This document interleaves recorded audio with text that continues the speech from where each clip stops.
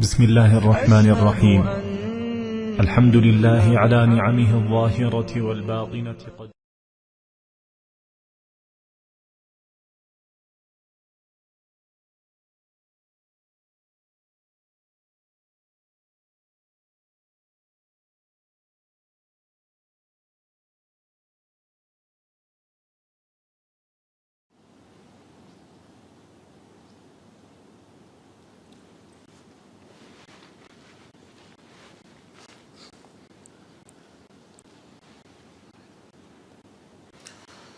بسم اللہ الرحمن الرحیم الحمد للہ رب والصلاة والسلام علی سید الاولین والآخرین وعلی آلہ واصحابہ اجمعین ومن تبعہم بإحسان الی یوم الدین اما بعد فعن انس بن مالک رضی اللہ تعالی عنہ قال نہى رسول اللہ صلی اللہ علیہ وسلم عن المحاقلۃ والمخاذرۃ والملامسۃ والمنابذۃ والمزابنہ او کما قال علیہ الصلاۃ والسلام۔ محترم حضرات، پچھلے درس میں بہت سارے ایسی تجارت جس کو بیع کہتے ہیں، بیوع، جو ناجائز حرام تھے، ان کا تذکرہ چل رہا تھا۔ اسی سلسلے میں آج بھی حدیث میں نے پڑھی ہے، اور اس میں بھی چند قسم کی بڑی یعنی تجارت بزنس کو جو جاہلیت میں رائج تھیں اور تقریباً آج بھی پائی جاتی ہیں، نام بدل کر کے شریعت کے خلاف تھیں، رسول اللہ صلی اللہ علیہ وسلم نے منع کیا تھا۔ حدیث کے راوی ہیں خادم رسول صلی اللہ علیہ وسلم انس بن مالک رضی اللہ تعالی عنہ، کہتے ہیں سب سے پہلے اللہ رسول نے محاقلہ سے منع کیا، نمبر 2 مخاذرہ سے منع کیا، نمبر 3 ملامسہ سے منع کیا، نمبر 4 منابذہ، اور نمبر 5 مزابنہ۔ یہ پانچوں کیا ہیں ان کو سمجھیں۔ پہلی چیز یا پہلی بزنس جو اللہ کے رسول صلی اللہ علیہ وسلم نے اس حدیث میں جس سے منع کیا وہ محاقلہ ہے۔ محاقلہ کا معنی گزر چکا ہے اس سلسلے میں، آپ پچھلی حدیثیں دیکھیں گے تو نظر آئے گا۔ محاقلہ یعنی مطلب ہے تازہ کھجور کو، تازہ اناج اور غلے کو، تازہ پھل کو خشک کے ساتھ کے بدلے بیچنا۔ حدیث گزر چکی ہے نا، یعنی انگور کے بدلے آپ کیا بیچیں؟ کشمش، منقع، منقع کشمش اسی کہتے ہیں نا، منقع کشمش ہیں، دونوں انگور ہی، لیکن ایک ابھی درخت میں لگا ہوا ہے، دوسرا توڑ کر کے سکھا کر کے صاف کر کے رکھا ہوا ہے، یہ اس سے ناجائز ہے۔ اسی طرح سے رطب کو تمر کے بدلے بیچنا، رطب تازہ کھجور کو درخت میں لگا ہوا، اور تمر خشک کھجور کو۔ آپ کہیں بھائی 5 من میں کھجور ہم کو یہ درخت میں لگے دے دیں، اس کے بدلے خشک کھجور ہم 5 من آپ کو دے دیتے ہیں، یہ ناجائز ہے، سود ہو جائے گا۔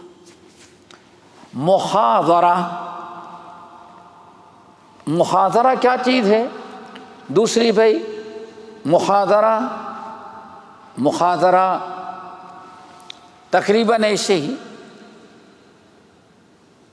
کھیتی ہری بھری فصل میں ہو، گندم جو ہے بالیوں میں ہو، بعض علاقے میں گندم نہیں ہوتا، بہت بڑی کھیتی کس کی ہوتی ہے؟ دھان کی ہوتی ہے، چاول کی، چاول بالیوں میں ہو ہرا بھرا، اور خشک چاول کے بدلے بیچیں، یہ بھی تقریباً گزر چکا ہے، یہ بھی ناجائز ہے۔ اسی طرح سے ملامسہ، رسول اللہ صلی اللہ علیہ وسلم نے ملامسہ سے منع کیا، یہ لمس سے ہے، لمس کے معنی چھونا، ملامسہ ایک دوسرے کو چھونا، ملامسہ سے منع کیا۔ جاہلیت میں اس کا طریقہ یہ تھا کہ چھو دینے سے بے مکمل ہو گئی، کسٹمر دیکھے گا نہیں، دکان پر رکھا ہوا ہے، بھائی آپ دیکھ لیں، لیکن جس پر آپ نے ہاتھ رکھ دیا جو پسند ہے بس بے مکمل ہو گئی، اتنی قیمت دیں، اس کو اب لے جائیں، اس کو دیکھنا نہیں۔ یعنی آج کے دور میں دیکھیں، کپڑے کا تھان آتا ہے، کیا کہتے ہیں وہ، کپڑا لپیٹا ہوا دکان پر آتا ہے نا، 100 میٹر کا، 200 میٹر کا، کیا کہتے ہیں اس کو، رول ہے نا، رول۔ اب دکان پر گئے، اس نے ایسے لگا رکھا ہے، سجا رکھا ہے، بھائی یہ دکان ہے آپ دیکھ لیں، لیکن جس پر آپ ہاتھ رکھ دیں گے بس مکمل، یہ 5000 کا ہے، آپ ہاتھ اپنا رکھ دیں، چھو دیں، اس کو آپ نے پکڑ لیا، بس بات مکمل ہو گئی۔ نہیں سمجھ میں آیا؟ یعنی لمس چھو دینے، یعنی چھو دینے ہی سے، ہاتھ لگا دینے سے بے مکمل ہو گئی۔ اب جتنا قیمت اس نے مانگا قیمت دیں اور چیز آپ لے کے جائیں، اس کو اللہ کے رسول نے حرام قرار دے دیا ہے۔ ایسے بہت ساری چیزیں حرام کیوں قرار دے دیا ہے؟ آپ جانتے ہیں کہ کبھی کبھار وہ جو رول لگا ہوا ہے، جس کو تھان کتھا کہتے ہیں، لازمی چیز ہے، اندر پتہ نہیں، ہو سکتا ہے کم ہو، اندر کہیں دھوپ پانی لگ گیا ہو، یا جانتے ہیں کپڑا جو بنا جاتا ہے مشین میں تو کتنے کپڑے جو ہوتے ہیں وہ ریجیکٹ کر دیے جاتے ہیں، کیوں؟ وہ مشین کا ایک حصہ ذرا فیل ہوا تو وہاں جو دھاگوں کی سیٹنگ ہے تانے بانے کی، وہاں کم رہ گیا، کپڑا خراب ہو جاتا ہے۔ دیکھیں اس میں لائن پڑی رہتی ہے، بہت ساری چیزیں۔ آپ نے کپڑے کو سے اوپر والے حصے سے رکھا، دیکھا اور ہاتھ رکھ دیا، آپ نے 1000 کا تو اٹھا لیا مال، 2 بنڈل لے گئے آپ، 2 آپ لگا ہوا رول، لیکن وہاں جانے کے بعد کھولے تو ایک جو ہے لکھا ہوا تھا 100 میٹرز، اور کتنا نکلا وہ 95 نکلا۔ ایسے ہوتا ہے، چونکہ وہ بھی کرنے والے انسان ہی ہیں، غلطی ہو سکتی ہے، اور یا اس کے اندر بہت کئی میٹر جو ہے کپڑا وہ کیا ہے، دھبا گیا ہے، داغا گیا ہے، بہرحال نقصان آپ کا ہوا۔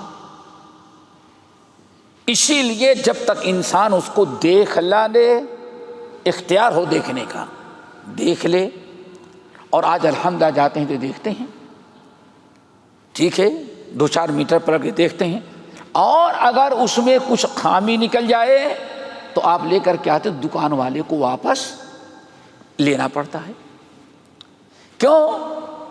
وہ بے مکمل جو بھی ہے کہ یہاں بھائی، بلکہ دکان والا کبھی کہتا ہے بھائی لے جائے، اگر کوئی عیب نکلے تو آپ لے کر کے واپس آئیں، لیکن جاہلیت میں نہیں، آپ نے چھو لیا، ہاتھ لگا دیا، بھائی بالکل مکمل ہو گئی، اب واپس لینے کی ضرورت نہیں۔ آج بہت ساری دکانوں میں، کاروبار میں اس طرح سے آدمی لوگ کر سکتے ہیں، یہ لگا ہوا ہے بھائی، یہ آپ نے اٹھا لیا، یہ 25 درہم کا ہے، اور اس میں 10 جوڑی کیا ہے، وہ موزہ لگا رہتا ہے نا، موزہ ہے، یا اتنے جو ہیں وہ 10 تولیہ ٹوال لگا ہوا ہے، لے لیے، آپ نے لے لیا، دیکھا نہیں کھول کر کے، اور بھائی مکمل ہو گئی. آپ وہاں جا کر کے دیکھیں تو ہو سکتا ہے کہ درجن کہا تھا وہ 11 ہی پیس ہو. دکان والے کو معلوم نہیں، کسی نے دیکھنے کے لیے ایک نکال کے رکھ دیا اور چلا گیا. دکان والا سمجھتا ہے بالکل پیک کتنے پیس ہے اس کے اندر. ہو سکتا ہے یا کمپنی سے خامی ہو، تو یہ جائز تو نہیں. لیکن اب کیوں جائز ہو جاتی ہے؟ چونکہ اتنا اختیار ہے کہ بھائی یہاں آپ نہیں دیکھے تو وہاں جا کر کے دیکھے، اگر اس کے اندر کم ہے تو آپ واپس کر دیں. آج دکاندار واپس لے لیتا ہے، لیکن غلطی ہماری ہے جو ہم نے وہاں دیکھا نہیں. اسی لیے اسلام نے پیچھے پڑ چکے ہیں کہ ایک چیز کو دوسری جگہ لے جائے جب تک خود تول نہ لے اس کو آگے نہیں بیچیں، کبھی غلطی ہو سکتی ہے. تو اس لیے ملامسہ سمجھ میں آیا، یعنی لمس یعنی چھو لینے کے بعد بے مکمل ہو گئی. اسی طرح سے منابذہ، چوتھی چیز کیا ہے؟ منابذہ. منابذہ کیا ہے؟ اس کی ایک شکل یہ ہے کہ بھائی دیکھیں یہ کپڑے رکھے ہوئے ہیں یا اتنے پیس برتن رکھے ہوئے ہیں یا اتنا اور کچھ رکھا ہوا ہے. آپ اس زمانے میں جو تھا آدمی کمرے میں جائے دکان پر اور ہاتھ جس پر رکھ دیا، بھائی جائے سارا سامان رکھ کر جس پر آپ نے ہاتھ رکھ دیا وہ 5000 کا ہم نے آپ کو بیچ دیا. گیا اب اندھیرے میں یا دیکھنے نہیں پایا، وہ ہاتھ رکھ دیا کس پر؟ اسکرو ڈرائیور پر، 2-4 چیزوں پر. اب اس نے کہا تھا جس پر بھی آپ ہاتھ رکھ دیں گے 5000 میں اٹھا لے جائیں.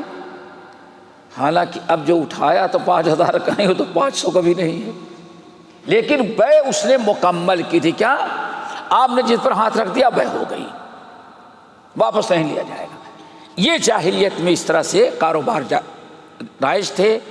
اللہ تعالیٰ نے اپنی نبی صلی اللہ علیہ وسلم کے ذریعے اس قسم کے تمام بیوع اور کاروبار کو ختم کر دیا. اگر یہ بات سمجھ میں، اور اس ملتے جلتے یہ سارے کاروبار آج بھی ہیں. تھوڑا سا کچھ فرق آ جاتا ہے لیکن بہرحال شکلیں وہی ہے. اور شاید حکومت کا ڈر ہے کسٹمر کو باقی رکھنا، اس لیے، ورنہ وہی دھندا سب اپنا لیتے جو جاہلیت میں موجود تھا. آگے مزابنہ. مزابنہ گزر چکا ہے. مزابنہ یعنی خشک کھجور کو تازہ کھجور کے بدلے بیچنا. ٹھیک ہے نا؟ یہ تو تقریباً بات گزر چکی ہے. آگے اگلی حدیث وعن طاؤوس عن ابن عباس رضی اللہ تعالی عنہما قال قال رسول اللہ صلی اللہ علیہ وسلم لا تلقوا الركبان ولا يبيع حاضر لباد. قلت لابن عباس رضی اللہ تعالی عنہ ما قوله لا يبيع حاضر لباد؟ قال لا يكون له سمسارا. متفق علیہ واللفظ البخاری. یہ حدیث عبداللہ بن عباس رضی اللہ تعالیٰ عنہ سے مروی ہے، لیکن عبداللہ بن عباس رضی اللہ تعالیٰ عنہما سے روایت کرنے والے امام طاؤوس بن کیسان یمن کے بہت بڑے محدث تھے، تابعی، بہت بڑے محدث تھے. دور دراز سے پوری دنیا کے لوگ ان سے حدیث حاصل کرنے کے لیے آتے تھے. کیوں؟ عبداللہ بن عباس کے شاگردوں میں سے.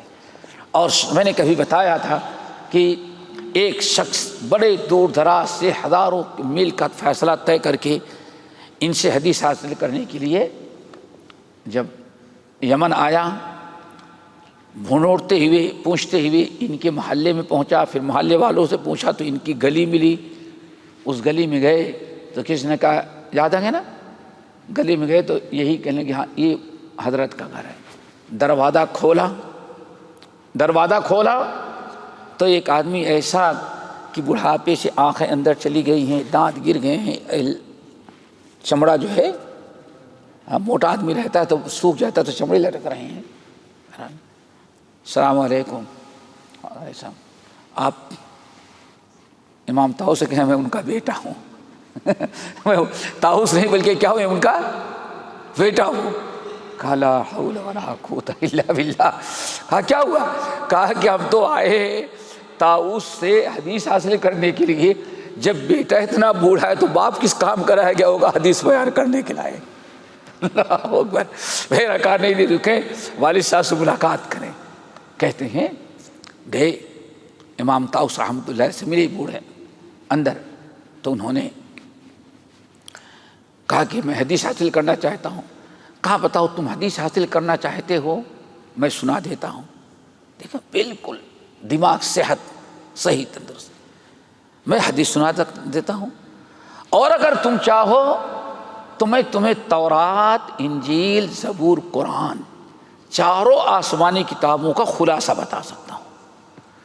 اب جو محدث گئے تو خوش ہو گئے، بھائی حدیث تو کہیں اور کسی سے مل جائے گی، لیکن یہ تو کہہ رہے ہیں چاروں آسمانی کتابوں کا خلاصہ ہم بتا دیں گے. اچھا ٹھیک، حدیث نے سنا ہے، چاروں کتابوں کا خلاصہ سنا دیں. تو تین چار باتیں بیان کی. ان میں ایک بات یہ تھی، اللہ اکبر، سارے کتاب اللہ اور چاروں آسمانی کتابوں کا خلاصہ یہی. پہلی چیز، اللہ تعالیٰ سے اتنا ڈرو، اللہ کا اتنا خوف اندر دل میں آ جائے کہ اب اس کے بعد کسی غیر اللہ کے خوف کی جگہ باقی نہ رہ جائے. اللہ اکبر. اس دل کو اللہ تعالیٰ کے خوف سے اتنا بھر لو کہ اب کسی مخلوق کا ڈر اور خوف آنا بھی چاہے تو دل میں جگہ نہ ہو. نمبر 2، وَأَحِبَّ لِلنَّاسِ مَا تُحِبُّ لِنَفْسِكَ. چاروں کتابوں کا جو دوسرا خلاصہ ہے، جو اپنے لیے پسند کرتے ہو وہی اپنے تمام مسلمان بھائیوں کے لیے بھی پسند کرو. اس طرح سے چند باتیں بتائی. کہنے کا مطلب دوستو یہ کہ پھر کہا کہ حضرت آپ اتنی بوڑھی ہو گئی، لیکن ابھی ہم تو حدیث کے لیے آئے تھے اور ساری چاروں آسمانی کتابوں کا خلاصہ آپ پیش کرنے کے لائے گئے، ابھی تک آپ کا دماغ اتنا کام کرتا ہے. کتنی پیاری بات کہی. کہا بیٹے جاؤ، ان العالم لا یخاف. عالم دین، حدیث کے نبی صلی اللہ علیہ وسلم کی حدیثوں کا عالم جو کبھی سٹھیاتا نہیں، مرتے دم تک اس کا دماغ ویسے ہی کام کرتا ہے. اللہ اکبر. اور اس کی مثال ہمارے علماء شیخ الکل میاں نذیر حسین محدث دہلوی کے دیتے ہیں، جن کی وجہ سے پوری دنیا کے اندر حدیث عام ہوئی. یہی عالم ہے کون؟ اسی لیے عرب کا بہت بڑا عالم مصر کا علامہ رشید رضا مصری کہتے ہیں، لولا عنایت بالحدیث، اگر متحدہ ہند پورا جو ایک تھا اس کا برکت ہندوستان کے علماء حدیث کی خدمت نہ کیے ہوتے تو پوری دنیا سے علم حدیث جا چکا تھا. لیکن یہ ہند کی برکت تھی کہ دوبارہ دنیا سے علم حدیث جا چکا تھا، لیکن پھر دوبارہ پوری دنیا میں حدیث کو عام کر دیا. مولانا محمد ابراہیم صاحب سیالکوٹی رحمۃ اللہ علیہ کا نام سنا ہوگا. کہا جاتا ہے یہ ہم ان کے آخری شاگردوں میں سے تھے. مولانا سیالکوٹی رحمۃ اللہ علیہ کہتے ہیں ہم آخری شاگردوں میں سے تھے. کہتے ہیں ہمیں بتایا گیا کہ میاں صاحب مرض الموت میں جب تھے، مرض الموت میں کہتے ہیں بس جس کے بعد ہماری ملاقات نہ ہو سکی، کہتے ہیں کہ جب مسجد میں آ کر کے کلاس جہاں لیتے تھے، مسجد میں وہاں درس دینے کے لائق نہیں رہ گئے تو اپنے گھر میں لیٹے ہوئے تھے بستر پر. بیٹیاں تھیں، بہویں تھیں، بیوی تھی، سب اکٹھا تھی، گھر خالی تھا. اچانک اس مرض الموت بستر میں لیٹے ہوئے وعلیکم السلام وعلیکم السلام وعلیکم السلام کہنا شروع کیا. ہمارے استاد، یہ کون نقل کرتا ہے؟ مولانا محمد ابراہیم صاحب سیالکوٹی رحمۃ اللہ، ان کی قبر کو نوروں سے بھرے. وہی تقوی، وہی زہد، آج وہی اخلاص ہم سب کو نصیب فرما دے. بڑی ان کی خدمات ہے سیالکوٹی رحمۃ اللہ علیہ کے. استاد اچھا تو شاگرد بھی اچھا رہے گا. بات اصل یہ ہے، کہتے ہیں کہ بس السلام علیکم السلام علیکم السلام علیکم، پھر عورتوں کا تم لوگ اندر چلی جاؤ، ساری عورتیں اندر چلی گئیں۔ کہتے ہیں پھر میاں صاحب نے لیٹے لیٹے سورہ جن پڑھا۔ کیا سورہ؟ سورہ جن پوری پڑھ ڈالے لیٹے لیٹے بستر پر۔ اللہ اکبر۔ اور پھر وعلیکم السلام وعلیکم السلام، اس طرح سے آوازات نکالتے رہے۔ پوری سورۃ الجن پڑھنے کے بعد قل اوحی الی تو شروع کیا، اور پورے سورہ جن کی تفسیر کی لیٹے لیٹے حدیث کی روشنی میں۔ یہ سورت کب نازل ہوئی، اس کے کیا مراکب ہے، کیا اس کے فضائل ہیں، آیت کا معنی کیا ہے، مفہوم، پوری تفسیر انہوں نے کر ڈالی۔ کس نے؟ ہمارے استاد میاں صاحب رحمۃ اللہ علیہ نے۔ کہتے ہیں انتقال کے بعد جب گیا میں سیالکوٹ رحمۃ، انتقال کے بعد جب گیا تعزیت کے لیے، تو جو ان کے خاص خادم تھے روتے ہوئے انہوں نے پورا قصہ ہم کو سنایا کہ کاش کہ کچھ دن اس موقع پہ آئے ہوتے تو آپ بھی سن لیتے، لیکن سیالکوٹ کی کہتے میرے نصیب میں نہیں تھا۔ پوری سورہ جن کی تفسیر کر دی۔ جیسے سورہ جن کی تفسیر مکمل ہوئی، پھر وعلیکم السلام وعلیکم السلام وعلیکم السلام وعلیکم السلام۔ پھر جو خادم تھا وہ اس کو بتایا، پھر گھر کی عورتیں، بیٹیاں، بہویں، بیوی، کیونکہ بالکل آخری وقت میں تھے، سب اپنے اپنے میکے سے آئی تھی والد کی دیدار کے لیے۔ تو کہنے لگے کہ حضرت آپ کس سے سلام کر رہے تھے؟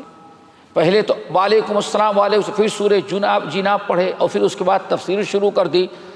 عورتوں کو وہاں چلی گئیں اور یہاں کوئی نہیں، آپ کس کو درس رہی۔ تھوڑی دیر کے بعد پھر وعلیکم السلام وعلیکم السلام وعلیکم السلام۔ کہا کہ بات اصل جنوں کی جماعت آئی تھی، انہوں نے کہا کہ ہمیں سورہ تفسیر پڑھا دیں، سورہ جن کی تفسیر۔ تو ہی سورہ جن کی تفسیر پوری کر رہا تھا، ابھی وہ واپسی کا سلام کر کے گئے۔ اللہ اکبر۔ ذرا سوچیں اللہ تعالیٰ کس طرح سے دماغ کو اور دل کو سوجھ بوجھ کو باقی رکھی کہ بستر پر مرنے والے ہیں، لیکن جنوں کی بڑی جماعت کو زبانی سورہ جن کی تفسیر کر کے سنا رہے۔ یہ بہت بڑی نعمت ہے جو امام طاؤس نے کیا کہا، ان العالم لا یخرف۔ نبی کا وارث اگر سچا مخلص ہے، علم والا، تو اس کا کبھی سٹھیاتا نہیں۔ اللہ تعالیٰ مرتے دم تک اسی دین کا کام لیتے ہیں۔ اللہ تعالیٰ سے دعا کرو کہ ہم سب کو خوش نصیبی حاصل ہو جائے۔ تو بہرحال یہی طاؤس ابن کیسان یمانی رحمۃ اللہ علیہ نقل کرتے ہیں حضرت عبداللہ ابن عباس رضی اللہ تعالی عنہما سے، کہتے ہیں کہ قال رسول اللہ صلی اللہ علیہ وسلم، نبی صلی اللہ علیہ وسلم نے ارشاد فرمایا، لا تلقوا الرکبان، تجارتی قافلے جو باہر سے آتے ہیں خبردار راستے میں جا کر کے ان کو روک نہ لو، ان سے ملو نہیں، خبردار۔ یہ جو دیہات کے لوگ اپنا سامان بیچنے کے لیے وفد کی شکل میں، پرانے زمانے میں جانتے ایک آدمی اکیلا نہیں چلتا تھا، کیوں؟ قافلے کے ساتھ چلتا تھا، پیدل چلنا ہے، کئی کئی دن تک چلنا پڑتا تھا، ساتھ کی ضرورت ہوتی تھی، چور اور ڈاکو سے حفاظت رہتی تھی، تو وفد کی شکل میں خبردار باہر سے جو اپنا سامان بیچنے والے وفد کی شکل میں گاؤں سے آتے ہیں، شہر میں آ کے مال بیچنا چاہتے ہیں مارکیٹ میں، پہلے ان سے ملاقات تم نہیں کرنا، ان سے جا کر کے مل کے روکنا نہیں، ان کا سامان تم نہیں خریدنا۔ اللہ اکبر۔ وَلَا يَبِيعُ حَاضِرٌ لِبَادٍ، اور کوئی شہری کسی دیہاتی کا سامان بھی نہ بیچے، خود اس کو بیچنے دو۔ نہیں سمجھ میں آ رہا ہے؟ نہیں آیا ہوگا سمجھ میں؟ ہاں بتاتے ہیں نا کیا مطلب ہے۔ بازار میں مارکیٹ ہوتی ہے، بیچنے والے ہوتے ہیں، شہری لوگوں کو دیہات میں پیدا ہونے والے مال کی ضرورت ہوتی ہے، اور دیہات کے لوگوں کو اپنا جو کھیتی باڑی میں سبزی مولی، کہاں سے سبزی آتی ہے، سبزی کہاں سے آتی ہے، چاول کہاں سے آتا ہے، اناج کہاں سے آتا ہے۔ آج تو سیٹی میں پکی زمین، کچی زمین نہیں ملتی تو فصل کہاں سے اگائیں گے؟ یہ تو سب دیہات میں ہوتا ہے نا۔ اب دیہات کے لوگ اپنا سامان لے کر کے جب شہر میں بیچنے کے لیے آتے ہیں تو کسی شہری کو اجازت نہیں کہ جا کر کے راستے میں ان سے مل لے۔ لو بھائی کہاں جا رہے ہو؟ ہم لوگ جا رہے ہیں اپنا گندم بیچنے کے لیے، اپنا پیاز آلو بیچنے کے لیے۔ کہاں جا رہے ہیں؟ چاول شہر جا رہے ہیں۔ ارے کیا کرو گے وہاں؟ شہر کے لوگ بڑا ہوشیار ہوتے ہیں، تم کو دھوکہ دے کر کے مال لے لیں گے۔ تو ہم کو سامان بیچ تو ہم نا قیمت لے لو جاؤ، ہم جا کر کے سامان بیچ دیں گے۔ اب اس نے کیا کیا؟ معلوم ہے کہ اس وقت 1 کنٹل 5000 کا ہے اور دیہاتیوں کو مارکیٹ کا ریٹ معلوم نہیں ہے۔ دیہاتی بیچارے تو ان کے پاس نہ بینک بیلنس ہوتا ہے، نہ روپیہ ہوتا ہے، نہ پیسہ۔ یہ اناج بیچتے ہیں، اسی سے پیسہ پاتے ہیں تو جا کے خرچہ چلاتے ہیں۔ اب یہ کچھ دلال راستے میں پہنچ گئے، صاحب کیا کریں گے؟ ارے اس وقت مارکیٹ بہت ڈاؤن ہو گئی ہے، بہت کہیں کاروبار نہیں چل رہا ہے، بلا وجہ ٹائم ہوگا، بس ایسا کریں کہ ہم آپ کو دے دیتے ہیں، جائیں 2500 میں 1 کنٹل۔ اب بیچاروں نے دیہاتی واپس آ گئے اور بعد میں پتا چلا کہ 1 کنٹل کی قیمت کتنی ہے؟ 5000۔ اب وہ وہاں گیا تو 5 کے 1000 کو ہو سکتا ہے 5500 کنٹل بیچے۔ ایک طرف ان کا بھی نقصان، کس کو دھوکہ دیا؟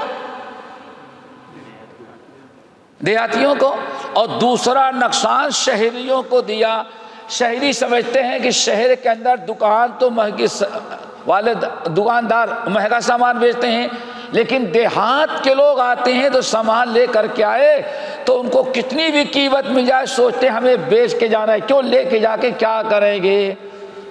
تو ان کو قیمت زیادہ دینی پڑی، شہریوں کو نقصان، اور ادھر ان کا مال سستا لے کر کے تم نے نقصان کر دیا دونوں کا۔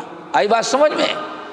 تو اللہ سبحانہ فرمایا فلا ترقوا الرکبان، یہ جو قافلے آتے ہیں ان کو اپنے مرضی سے شہر میں جا کر کے بیچنے دو۔ اللہ تعالیٰ جو ان کے نصیب میں لکھا ہے وہ ان کو پائیں گے، اور شہریوں کو جو فائدہ لکھا ہے ان کا فائدہ ہوگا۔ اور بیچ میں آ کر کے تم راستے میں روک کر کے ان کو مہنگائی ریٹ گر گیا ہے ان کو ڈرا کر کے قیمت کم دو اور وہاں لے جا کر کے زیادہ بیچو، یہ تمہارے لیے جائز نہیں۔ یہ دونوں کا نقصان ہے، کس کا؟ شہری کا بھی اور سامان والے کا بھی۔ وَلَا يَبِيعُ حَاضِرٌ لِبَادٍ، اللہ سے خبردار، اور اگر دیہاتی سامان لے کر کے آ گئے ہیں سٹی میں، مارکیٹ میں، تو کوئی حاضر یعنی شہری ان کا سامان یعنی کہ او میں بچوا دیتا ہوں۔ بھائی یہ شہر کے لوگ ہیں، تمہیں دھوکہ دیں گے، بتاؤ ہم تم چلو ہم تمہارا سامان بچوا دیتے ہیں۔ اب اس نے اس انداز سے بیچا کہ اس نے اپنا ان سے بھی کمیشن لیا، ان سے بھی لیا، اور بیچاروں کا نقصان و خسارہ کس کا ہوا؟ دیہاتیوں کا۔ امام طاؤس کہتے ہیں جب حدیث بیان کی ہمارے استاد عبداللہ بن عباس رضی اللہ تعالیٰ عنہما نے، تو میں نے کہا یہ کیا مطلب ہے کہ شہری جو ہے دیہاتی کا سامان نہ بیچے؟ تو کہنے لگے یہ دلال ہے۔ کیا ہے یہ؟ دلالی کرنے والا۔ کیا خیال ہے؟ بلا دلالی کے آج کوئی کام ہوتا ہی نہیں۔ اللہ اس میں خبردار ہے، یہ نہیں، ایسا نہ کرو۔ ایک شکل اور ہوتی ہے، کوئی بات نہیں، دیکھا ہوگا جو دیہات کے لوگ ہیں سیزن پر بہت سارے کمپنی والے بزنس مین گندم کے سیزن پر دیہات میں آ جاتے ہیں، خود آ جاتے ہیں، دیہات میں آ جاتے ہیں۔ مارکیٹ دیہات کی کھلی ہے، بالکل کھلے میدان میں، بھائی پورے گاؤں کے لوگوں کو معلوم ہے کہ اب بیپاری آتا ہے اور سامان لے جاتا ہے، ان کو کچھ محنت نہیں کہ اپنا سامان بیچنے کے لیے نہیں ہے، اطمینان سے بیٹھے ہیں۔ یہاں آتا ہے، ہم بازار لے جانے سے، کرایہ دینے سے، بھاڑا دینے سے، پھر واپس لانے سے، وقت ضائع کرنے سے بچ جاتے ہیں۔ اب وہ بیپاری آتا ہے اور سامان خرید کے ہم سے خریدتا ہے، اپنے یہاں والے جا کر کے بیچتا ہے، اب وہ جانے اس کا کام جانے۔ تو دونوں میں بڑا فرق ہے۔ یہ آج جو ہوتی ہے ایک دیہات میں بہت زیادہ بکری اس طرح سے ہوتی ہے، آم کا باغ والا خود آ جاتا ہے، آم خریدنے والا بیپاری خود آ جاتا ہے، گندم والا آ جاتا ہے، چاول والا آ جاتا ہے، بلکہ اب تو یہ ہو گیا ہے کہ فصل تیار ہوتی تبھی یہ بنیا جو ہے گھومنا شروع کر دیتے ہیں اور بھائی ہم آپ کا سامان خریدیں گے۔ لیکن اب دیہاتی بھی ہوشیار ہیں، وہ جب تک 10 بنیا نہ آئے وہ بھی اپنا ایک کے ہاتھ سامان نہیں بیچتے۔ تو اس میں کوئی حرج نہیں، معاملہ کیا ہے؟ وہ دلالی کا۔ چلو اگلی حدیث، وعن ابی ہریرہ رضی اللہ تعالی عنہ قال رسول اللہ صلی اللہ علیہ وسلم لا تلقوا الجلب فمن تلقى فاشترى منه فإذا أتى سيده السوق فهو بالخيار، رواہ مسلم۔ اگر اللہ کے رسول نے ارشاد فرمایا قافلے والوں کو راستے میں جا کے روک نہ لو، ان سے نہ ملاقات کرو، کیا کرو گے؟ بازار میں جا کر کے وقت ضائع کرو گے؟ بہت بدماش لوگ ہیں شہر کے دکاندار، لاؤ ہم تم سے سامان خرید لیتے ہیں، اپنا قیمت لو جاؤ۔ اللہ کے رسول نے اس سے منع کیا۔ لیکن اگر کوئی اس میں دھوکہ کھا گیا، ہمارے بھائی سامان تو خرید لیا ہے ان سے، سامان تھا 6000 کنٹل اور اس نے لیا کتنے میں؟ 4000 میں لے لیا۔ 4000 ان کو تو مل گئے کیش، اب ان کو کچھ شہر کی ضرورت بھی خریدنی ہے، کپڑا خریدنا ہے، بہت سارے کام رکے ہوئے تھے پیسے کی وجہ سے، یہ بازار میں گئے اپنا سامان کرنے کے لیے، تو پتہ چلا کہ اس نے ہمارے ساتھ دھوکہ دیا۔ 6000 قیمت تھی، ہم کو کتنا جھوٹ بول کے لے لیا؟ صرف 4000 لیا۔ اللہ کے رسول نے ارشاد فرمایا اگر مارکیٹ میں آنے کے بعد پتہ چل گیا اسے دھوکہ دیا ہے تو اللہ تعالیٰ نے اللہ سبحانہ وہ بے کینسل ہو جائے گی۔ دھوکہ بازوں کا کوئی دھوکے بازی چلنے نہیں دی اسلام نے۔ اللہ نے فرمایا فہو بالخیار، اب وہ جا کر کے شکایت کرے گا، اور جس نے سامان خریدا ہے اس کو بلایا جائے گا، اور بلانے کے بعد کہا جائے گا بھائی 6000 مارکیٹ ریٹ ہے اور تم نے اس سے کتنا خریدا؟ دھوکہ دے کر کے بازار کا ریٹ تم نے کم بتایا، دھوکہ دیا اور تم نے خرید لیا۔ اب تمہیں اختیار ہے یا تو 2000 اس کو اور دو، ورنہ اس کا سامان واپس کرے اور 4000 وہ تمہیں رقم واپس کرے۔ اس کو کیا کہتے ہیں؟ خیار۔ کیا کہتے ہیں؟ بیع خیار، یعنی ایسا کاروبار جس میں دونوں کو کیا ہوتا ہے؟ وہ اختیار ہوتا ہے بیع باقی رکھنے کا یا کینسل کرنے کا۔ اس کا تذکرہ انشاءاللہ بعد میں آ رہا ہے۔ یہ حدیث مسلم کی ہے، اور انہی ابو ہریرہ رضی اللہ تعالیٰ عنہ سے مروی ہے۔ سمجھ میں آ رہا ہے نا برابر؟ جہاں سمجھ میں نہ آئے بتائیے گا، چونکہ یہ سب نئی نئی اصطلاح ہے، وضو میں اتنے فرائض ہو تو آسان ہے، لیکن یہ ذرا سا یہ سبق جو ہے مشکل ہے۔ ابو ہریرہ رضی اللہ تعالیٰ عنہ ہی سے روایت ہے کہ نہا رسول اللہ صلی اللہ علیہ وسلم ان یبیع حاضر لباد ولا تناجشوا ولا يبيع الرجل على بيع أخيه ولا يخطب على خطبة أخيه ولا تسأل المرأة طلاق أختها لتخفى ما في إنائها، وكما قال عليه الصلاة والسلام ولمسلم لا يسم المسلم على صوم أخيه، أو كما قال عليه الصلاة والسلام۔ اس حدیث میں کئی مسائل بیان کیے گئے، تقریباً 7 مسائل بیان کیے۔ کتنے؟ 6 مسائل ہیں، ان کو ذرا سمجھیں انشاءاللہ، اور سارے مسائل جو ہیں ہمارے معاشرتی زندگی سے جڑے ہوئے ہیں، بہت ہی اہم ہیں، ان کو سمجھیں۔ پہلا مسئلہ تو آپ نے سن لیا کہ نبی صلی اللہ علیہ وسلم نے فرمایا، اللہ رسول نے منع کیا ان یبیع حاضر لباد، شہری دلالی لے کے کس کا سامان بیچیں؟ دیہاتی کا، گاؤں والے کا سامان ہوتا ہے۔ اللہ رسول نے اس سے منع کیا ہے، یہ تو بالکل آپ نے اچھی طرح سے سمجھ لیا۔ نمبر 2، وہ بھی کل اس سے پہلے گزر چکا ہے، وَلَا تَنَاجَشُوا، نجس نہ کرو۔ کوئی بتا سکتا ہے؟ نون میم شین، نجس۔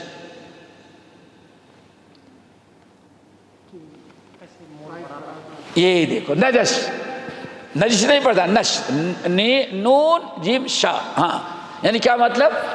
بھاؤ خراب کر دینا، خریدنا نہیں ہے، گزر چکی بات، سامان خریدنا نہیں ہے، لیکن یہ سامان خرید رہے تھے، بات بالکل طے ہو رہی تھی، یہ 5 ایکڑ زمین ہے، یہ 10 کروڑ میں ہم دے رہے ہیں، اور باقاعدہ قریب تھا کہ یہ بھائی کی زمین خرید لیں، آپ کو نہ اس سے دوست لینا ہے نہ اس سے لینا، آپ بیچ میں آ گئے اور کہتے ہاں بھائی ماشاءاللہ کتنے میں خرید لیا؟ بھائی 10 کروڑ بات۔ ہاں 10 کروڑ میں؟ ارے یہ سونا تھوڑی ہے، مٹی ہے یار، 10 کروڑ میں اس نے دیا ظالم۔ بھائی کیا ہوا؟ ارے پہلے ہم کو بتائے ہوتے تو 5 کروڑ میں تو ہم کو دے رہا تھا، میں نے نہیں لیا۔ حالانکہ اس کم وقت نے کبھی خریدنے کا ارادہ، وہ چاہتا ہے کہ یہ کاروبار اس کا، اس کو کیا کہا جاتا ہے؟ اور یہ ہمارے ہاں بہت ہوتا ہے، اللہ تعالیٰ محفوظ رکھے، بہت عام چیز ہے۔ اسی طرح سے یہ تو خریدنے والے کو کہا، بیچنے والے کے پاس جاتا ہے، اسے بھائی ماشاءاللہ آپ کتنے میں بیچے؟ ہم نے تو 10 میں بیچا، 10 کروڑ میں۔ ارے یار ذرا سا تذکرہ کر دیے ہوتے، ہمیں معلوم پڑتا تو 15 کروڑ کا تو میرے پاس کسٹمر موجود تھا، بتائے ہوتے 5 منٹ پہلے تو ہم لا کر کے دے دیتے۔ حالانکہ خریدنا نہیں دیکھیں تو کبھی ادھر نجس تو ہوتا ہے اور کبھی ادھر۔ یہ کسی کا مخلص نہیں، نہ خریدنے والے کا نہ بیچنے، یہ بد اخلاق انسان ہے، یہ کبائر کا مرتکب ہے، یہ لوگوں کو آپس میں لڑاتا ہے اور جھگڑا پیدا کرتا ہے، اور لوگوں کے درمیان جدائی اور پھوٹ ڈالتا ہے۔ آگے بات سمجھے؟ 2 ہو گئے، 2 مسئلے۔ نمبر 3، وَلَا يَبِيعُ الرَّجُلُ عَلَى بَيْعِ أَخِيهِ، اور کوئی آدمی اپنے بھائی کے بے پر بے نہ کرے۔ بے کے معنی خریدنا، کوئی انسان بیچنا۔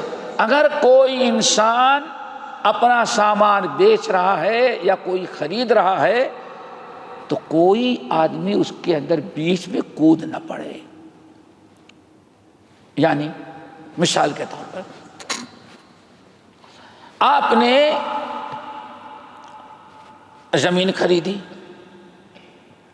یا آپ نے کوئی بنگلہ بک رہا تھا، کوئی کھیت بک رہا تھا، اناج و غلہ، آپ نے کہا بھائی کیا ہے؟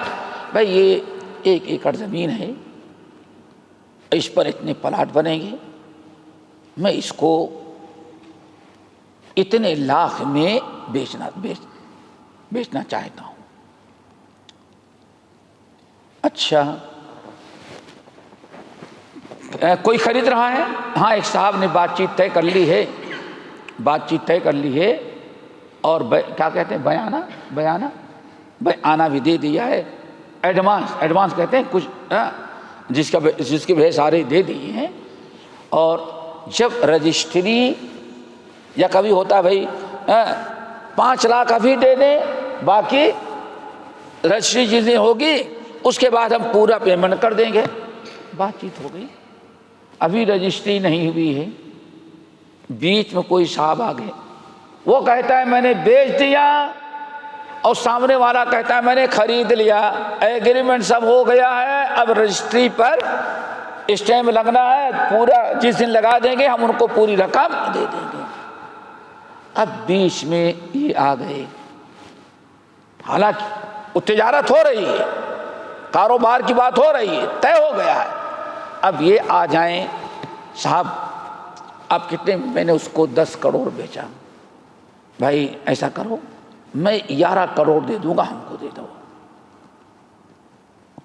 اجارہ کو سب کچھ اس نے کر دیا تھا. نہیں میں نے تو اتنا ایڈوانس لے لیا ہے. بھائی ایڈوانس ایسا کرو آدھا تم دو آدھا میں دو، اس کو دے دو، لیکن یہ زمین مجھے دے دو. ای بات سمجھے، یعنی بے پر بے. لا یبیع الرجل علی بیع اخی. اگر تمہارا بھائی کوئی بات چیت کر رہا ہے، خرید رہا ہے، تو تم بیچ میں کود کر کے اس کا سودا نہ کرو جب تک کہ وہ لینے سے انکار نہ کر دے. کیا خیال ہے؟ آج واللہ آپ تجربہ کریں، آپ اپنے پاس پڑوس کی کوئی زمین خریدنے لگیں تو آپ اتنا چھپاتے ہیں، وہ سامنے والا اتنا چھپاتا ہے. کیوں؟ معلوم ہے کہ ہاں جب تک بے مکمل نہ ہو جائے کوئی نہ کوئی شیطان آ کے بیچ میں کود پڑے. سب کو تجربہ ہوگا. اسلام نے اس سے منع کیا ہے. آ گئی بات سمجھ میں؟ آپ کہہ رہے ہیں اور بیچ میں کوئی آ کر کے اس طرح سے وہاں بگاڑ دے. اللہ اسے محفوظ رکھے. آگے ولا یخطب علی خطبۃ اخیہ، ولا یخطب علی خطبۃ اخیہ. اور خبردار تم میں سے کوئی انسان پیغام پر، اپنے بھائی کے پیغام پر پیغام نہ دے.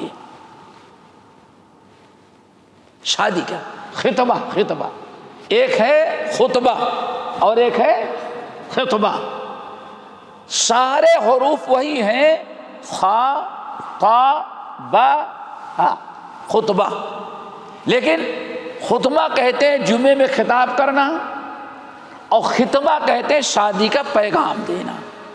اگر اس کو کسرے کے ساتھ پڑھیں گے کیا؟ خطبہ. خا کے زیر کے ساتھ، کسرے کے ساتھ، تو اس کے معنی کیا آتے ہیں؟ پیغام دینا. ولا یخطب احدکم علی خطبۃ اخیہ. اگر کوئی انسان اپنے بیٹے اپنی بیٹی کا یا اپنا رشتہ طے کر رہا ہے، پیغام دے دیا ہے، بات چیت چل رہی ہے، تو بیچ میں کوئی دوسرا نہ کود پڑے. ایک پیغام ہے، پیغام پر پیغام نہیں دو. یہ بہت بڑا جرم ہے. اور اسی میں کبھی انسان قتل و غارت و خونریزی تک کا معاملہ آ جاتا ہے. صبر آپ کر لیں جب تک وہ انکار نہ کر دے. کسی مسلمان کے لیے پیغام دینا جائز نہیں ہے. اسی لیے بہت سارے عقل مند لوگ جو ہیں کسی کے بیٹے یا کسی کی بیٹی کا پیغام دیتے ہیں تو بڑی عقل مند. بھائی دیکھیں، کسی سے اگر آپ بات چیت تو نہیں کر چکے ہیں، کبھی ہوتا ہے بات چیت رہتے کے بعد تو پوچھ لیتا ہے کوئی بات چیت تو نہیں کسی سے آپ نے کیا ہے. اگر پتہ چل گیا کہ نہیں ہم نے بات چیت کر لی تو بیچارہ پیچھے ہٹ جاتا ہے. پوچھ لینا چاہیے. وَلَا يَخْطُبُ أَحَدُكُمْ عَلَىٰ خِطْبَةِ أَخِيهِ. پیغام شادی کا کسی نے دیا ہے اور بات چیت چل رہی ہے تو دوسرا کوئی پیغام نہ دے. یہ اس کی دو شکلیں ہوتی ہیں، دو شکلیں. نمبر ایک جائز ہے، دوسری ناجائز. جائز، آپ نے کسی کے لڑکی کے ہاں اپنے بیٹے کا پیغام بھیجا، آپ نے بھیجا، سامنے والے نے کہا ٹھیک ہے بھائی ابھی بات چیت نہیں، ہم سوچ رہے ہیں، ہمارے پاس ابھی ہم نے کچھ فائنل نہیں کیا. صرف ایک طرف سے باتیں بھیجا آپ نے، لیکن اس نے ابھی یہ بھی ٹائم نہیں لیا، کچھ نہیں لیا.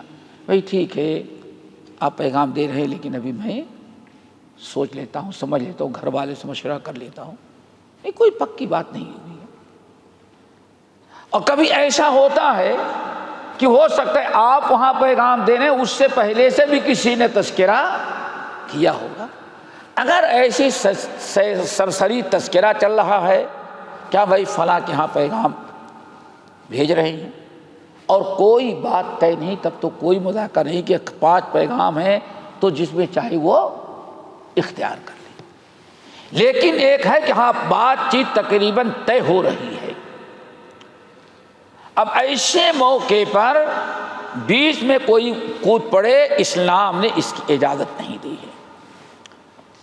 آگے وَلَا تَسْأَلِ الْمَرْأَةُ طَلَاقَ أُخْتِهَا لِتَكْفَأَ مَا فِي إِنَائِهَا، یہ چوتھی چیز، یہ بھی بڑی سمجھنے کی ہے۔ وَلَا تَسْأَلِ الْمَرْأَةُ طَلَاقَ أُخْتِهَا، اور کوئی عورت اپنے کسی دینی بہن کے طلاق کا مطالبہ نہ کرے، تاکہ وہ عورت بیچاری جو کسی شوہر کے زوجیت میں رہ کر کے کھا پی رہی ہے، اس کا معاملہ ختم کر کے خود اس شوہر کا اس کو اپنا شوہر بنا لے۔ ایسا نہ ہو۔ نہیں سمجھ میں آیا؟ اس کی تین شکلیں، تین شکلیں۔ نمبر ایک، اچھی طرح سے سمجھیں، ایک چیز تو یہ ہے کہ ایک عورت، اب تو فتنے کا دور ہے، آپ شادی شدہ ہیں، آپ کی بیوی لائق بھی ہے، فائق بھی ہے، بچوں کی پرورش بھی کرتی ہے، کھاتا پیتا آپ کا گھر ہے، آپ کے سارے حقوق بھی ادا کر رہے، کوئی آپ کو شکایت نہیں۔ نعوذ باللہ کسی عورت سے آپ کی بات چیت ہو جائے، بات چیت ہو جائے، اب وہ عورت اپنی اتنی فضیلت بیان کرے، اتنا کمال بیان کرے، اتنا کمال بیان کرے، اور نوبت یہاں تک پہنچ جائے کہ وہ کہے کہ بھائی آپ ایسا کریں، وہ اپنی بیوی کو چھوڑے، وہ کب تک ایسی بیکار عورت کے گھر میں رکھیں گے، میں تیار ہوں، مجھ سے آپ شادی کر لیں۔ کیا خیال ہوتا ہے ایسے؟ تو مارکیٹ ہے۔ اس نے ایک عورت شوہر کی زوجیت میں رہ کر کے عزت کی زندگی کھا رہی تھی، پی رہی تھی، لیکن یہ شیطان عورت کی شکل میں آ کر کے اس عورت کا گھر اجاڑ کر کے اسے گھر سے باہر کرایا، اور اس کی جگہ پر خود آ کے بیٹھ گئی۔ سنتے ہوں گے ایسا ہوتا تھا۔ اسلام نے کہا خبردار، کسی عورت کے لیے حلال نہیں۔ نمبر دو، یہ تو سمجھ گئے نا؟ اور نعوذ باللہ من ذالک، کیا خیال ہے یہ سب جو آزادی ہے مرد عورت کی ملنے کی، جانے کی، آفس میں آپریٹر کی، سیکریٹری کی، سیلس مین کی، پھر اس کے بعد آخر میں کیا ہوتا ہے؟ پارٹی کی، برتھ ڈے پارٹی نہیں، کہیں یہ پارٹی، کہیں کمپنی کی پارٹی، بیوی اپنی بیوی وہاں ہے اور پارٹی میں بازو بیٹھنے والی کون سی ہے؟ نعوذ باللہ من، کبھی ایسے ہی خاندان زیادہ اجڑتے جاتے ہوں گے، انہی عورتوں میں سے ایسی ہی عورتیں جو ہوتی ہیں کسی سے تعلق قائم کر کے اس کے گھر کو اجاڑتی ہیں، اور یہ ایک عام سی چیز ہے، چاہے تجربہ ہو یا نہ ہو، دیکھیں لوگوں سے پوچھیں۔ نمبر دو، لا تسأل المرأة طلاق اختها لتکفأ ما فی عنایہا، خبردار کوئی عورت اپنی کسی بہن سے شوہر کو جدا کر کے اس کے کھانے پر، اس کے روزی روٹی پر، اس کی برتن میں ہاتھ نہ ڈالے۔ کھانے تو بیچاری کو، شوہر اس کا موجود ہے، اس کو ساتھ رہنے دو۔ دوسری شکل کیا ہے؟ آپ دوسری شادی کرنا چاہے، دوسری شادی کرنا چاہے، شادی کرنا چاہے آپ، کوئی بات نہیں، آپ کو ضرورت ہے، حاجت ہے، آپ کی ضرورت پوری نہیں ہوتی ہے، اللہ نے آپ کو اجازت دی ہے، بشرط کچھ شرطوں کے ساتھ، لیکن ضرورت بلا ضرورت نہیں۔ قرآن نے پتہ مستی کرنا مقصد نہ ہو، کوئی مقصد اچھا ہو آپ نے، لیکن سسرال والے جہاں آپ رشتہ اپنا طے کر رہے ہیں، ماں باپ کو تو بتائیں گے نہیں، اپنے سے طے کریں گے، سمجھ گئے نا؟ اب جہاں طے کر رہے ہیں وہ نئی آنے والی میڈم کہتی پہلی شرط نہیں بھائی، پہلی والی کو طلاق دے دیں، اس کے بعد میں آپ سے نکاح کروں گی، شرط رکھے گی۔ اور کبھی وہ عورت نہ کرے تو اس کے ماں اور باپ شرط رکھتے ہیں، بھائی نہیں نہیں، اس کو پہلے طلاق دو، وہ بھی طلاق نامہ رجسٹر ہو کہ وہاں پکا ہے، کہیں ایسا نہ ہو دھوکہ نہ ہو، پھر اس کے بعد نکاح ہوگا۔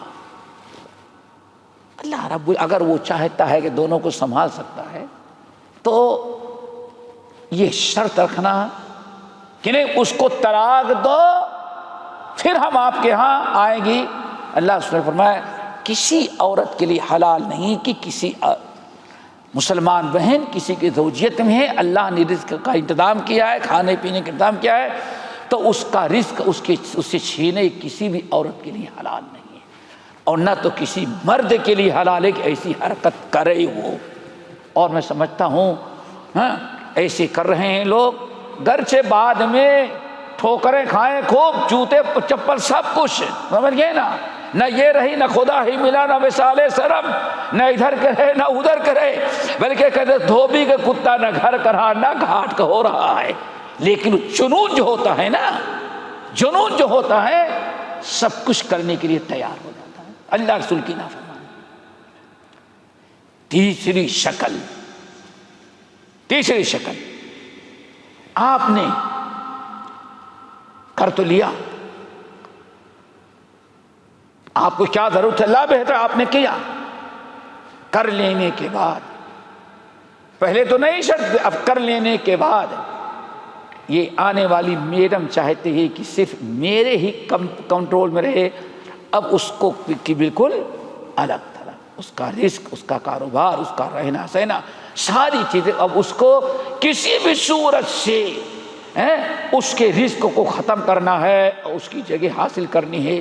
اگر کوئی اس طرح سے کرتا ہے تو اسلام نے اس کو ناجائز قرار دیا ہے۔ یہ کتنی شکلیں ہو گئی؟ تین ہو گئی نا۔ اللہ تعالیٰ اس شر سے محفوظ رکھے، اور آج امت اس میں بہت زیادہ، اور سب سے بڑا سبب ایک تو اللہ اکبر، یہ دوستو آج اب تو کمپنی یا ہوٹل سمجھ گئے نا، یا کہیں کسی کیفٹیریا پر جا کر کے بیٹھنا بھی نہیں ہے۔ اب تو شیطان نے ایسا کر دیا ہے کہ صرف پتہ نہیں موبائل کے ذریعے انسان نہیں سوچتا کتنا بڑا ناجائز و حرام کام کر رہا ہے۔ غضوا ابصارکم، ایسی چیزیں کرتے کیوں ہیں جہاں سے آپ کے گھر کے اجڑنے کی نوبت آ جائے، بچے برباد، بچیاں برباد، گھر اجڑ جائے، رشتہ دار اجڑ جائے۔ یہ سب ساری چیزیں کہاں سے شروع ہوتی ہیں؟ آنکھ سے، اور بات کہاں تک پہنچ جاتی ہے؟ گھر اجڑنے تک۔ تو میرے بھائیو شریعت کی پابندی کریں، اللہ تعالیٰ سے ڈریں، ان اللہ کان علیکم رقیبا۔ کتنی چیزیں ہو گئی ہے؟ 5 ہو گئی کہ 4؟